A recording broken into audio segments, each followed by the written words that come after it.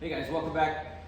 We're going to go ahead and get our main rails that we finished in the last video set into our shop fixture and show you kind of how that process goes. So you probably remember last video we made the main rails. So our shop fixture here makes it super easy. We've got cutouts for the lower rail, we've got cutouts for the floor, and we have a support here that locates our upper main rail as it goes to the front.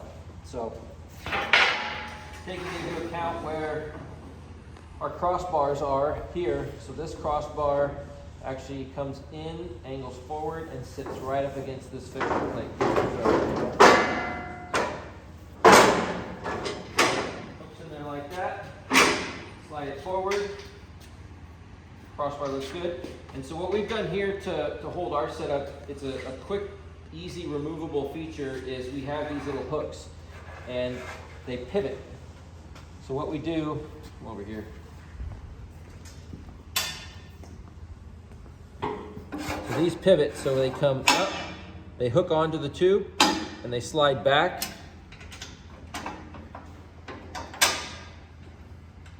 And it's just a quick, they don't need to be tight. The bolts don't need to be tight, but it holds the rail from going anywhere. So if you're looking at wanting to make your own at home, might be a neat little feature for you. And so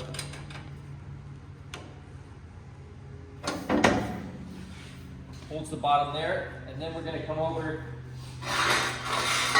And these are the lower main belly tubes. So these are the cross tubes that go from one side to the other. And take note, some of them have components already marked onto them.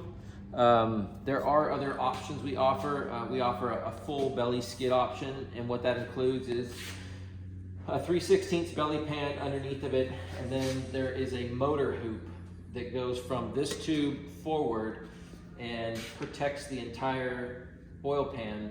And then off of that motor hoop, we have tubes that come up to the motor mounts. So again, like I stated in our last video, there's a lot of markings on the tubes, a lot of which you may not use if you just bought the chassis kit, the basic chassis kit. So I will include in the instructions a tube count. So when you get your chassis kit, all you got to do is count all the tubes. As long as you have the right number of tubes that you've ordered, then you don't need to worry about all the extra markings.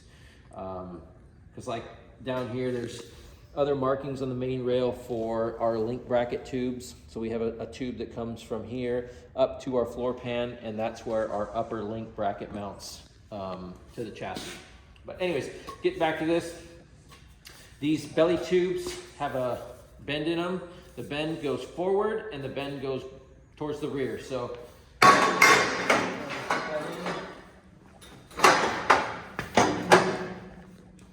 right up against that tube there. We're going to grab our other main rail.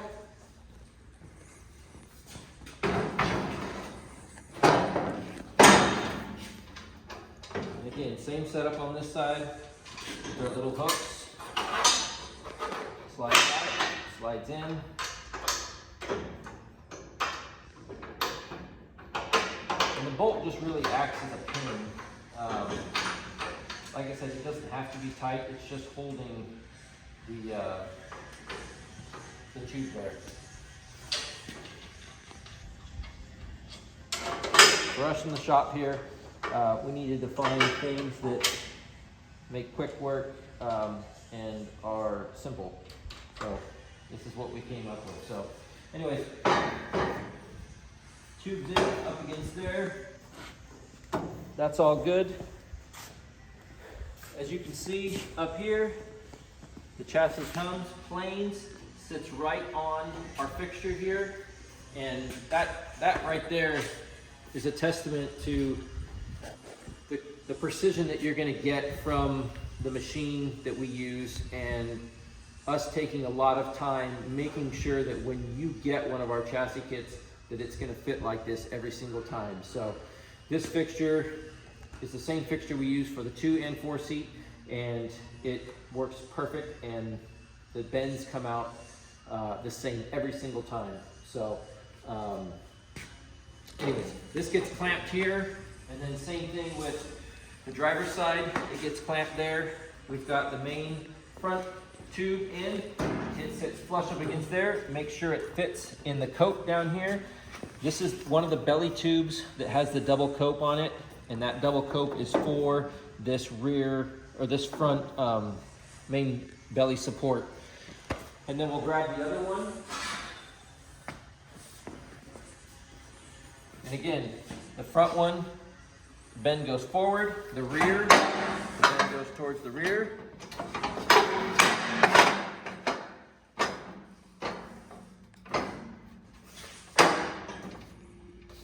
Hooks in there like that. And then we've simplified the bottom. I didn't see any reason to make a fixture for the bottom. We just use these clamps here, and it seems to work out pretty good.